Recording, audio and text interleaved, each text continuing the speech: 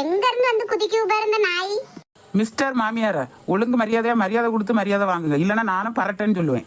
வா ஊர் மாட, எங்க போய் ஊர் மேய்ச்சிட்டு வாரா? எங்க இருந்து கூட்டிட்டு வந்தா நம்ம என் உயிரை வாங்குறதுக்கு? நீ என்ன அந்த ஒரு வார்த்தை இந்த நெட்டவெளியை பத்தி தப்பா பேசுங்க, நான் மகளிர்ல கொண்டு போய் கம்ப்ளைண்ட் கொடுத்து உள்ள தள்ளி விடுவேன் உங்களை உங்க மோனே. வளர்ந்த மாட, நல்ல விஷயம், அதையாவது பண்ணு. ஊர்காரம்லாம் என்கிட்ட வந்து கம்ப்ளைண்ட் பண்ணதை என்னால கேட்டுட்டு இருக்க முடியல. அதுக்கு ஏன் தலை இப்படி குவாண்டிட்டு போகுது? இப்ப யார் வந்து உங்ககிட்ட கம்ப்ளைண்ட் பண்ண வந்தா? ஒரு மருமோ வீட்டுக்கு வந்தா வலது காலை எடுத்து வச்சு வாமான்னு சொல்லாம வெளியில நிக்க வச்சு இப்படி கேள்வி கேட்டுட்டு இருக்கிறீங்கள? எல்லாம் கல்யாணத்தன்னைக்கு மட்டும் மணமகளே மருமகளே வா வா, உன் வலது காலை எடுத்து வைத்து வா வா, தங்க நகை வைர நகை நிறைந்து இருக்காது, இங்கு தங்க வரும் பெண்மணிக்கு குறைவு இருக்காது அப்படின்னு அடிச்சுட்டு பாட்டெல்லாம் பாட்டுட்டு வந்த அண்ணுல இருந்து காண விடது கிடையாது. அடியே சீமாட்டி, பேசுறதெல்லாம் வக்கனையா பேசு. நீ போய் வெட்டுக்குத்தி அண்ணனுக்கு தோப்புக்குள்ள இளநீ களவாண்டுட்டு வந்தியா?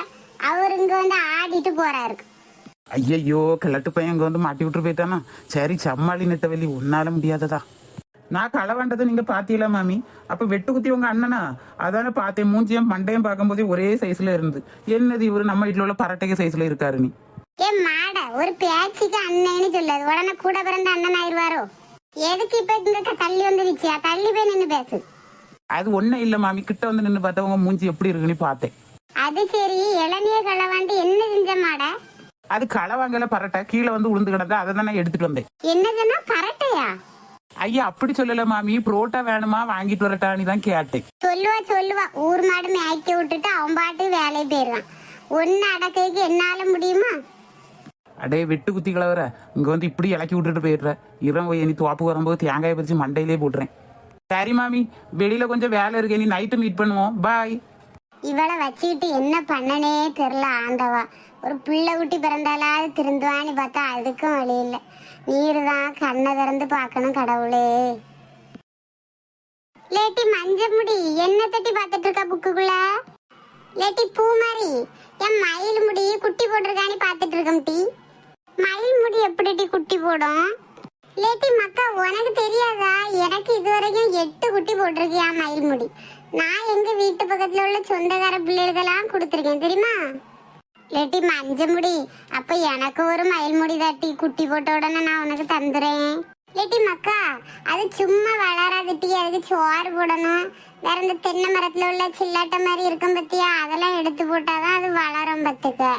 அதெல்லாம் நான் போடுவோம் டீ, நீ எனக்கு ஒண்ணு தாயா? கதை கொள்ளலாம், சும்மா தர முடியுமா? நீ எனக்கு ஒரு ஹீரோ பென் தான், அப்ப நான் தாரேன். லேட்டி மக்கா, ஒரு பென்சில் தரட்டாட்டி? பென்சில் எவனுக்கு வேணும்? பென்னு தான், அப்பதான் தருவேன். சரிட்டி மக்கா, நான் தாரேன். அப்ப எனக்கு ஒரு மயில் முடித்தா. சரி நான் வச்சுக்க. இம்மா இம்மா இம்மா, யாம இப்படி சுருண்டு மடங்கி கிடக்கா? என்னாச்சு உனக்கு? பேசாம கலியாதது போலே நடிச்சிருவோம். எம்மா எம்மா, ரொம்ப முடியலையம்மா. ஐயா, என்ன செய்யனே தெரியலையே. லேட்டி சுபி, அம்மைய பாருட்டி, ரொம்ப முடியாம இருக்கா, வாட்டிங்க வந்து பாரு. எம்மா, எலும்பேக்கு ஒரு மாதிரி நடிச்சிட்டு கிடக்கா. ஆமாட்டி ஆமா, பெத்து வளர்த்து இப்படி எரும மாடு மாதிரி விட்டேக்கு இதான் பேசுவா, இதுக்கு மேலேயும் பேசுவா. பேசாம போய் சேர்ந்துரு, அப்புறம் யார் உங்களை போட்டு மேய்க்கானு பாப்போம்.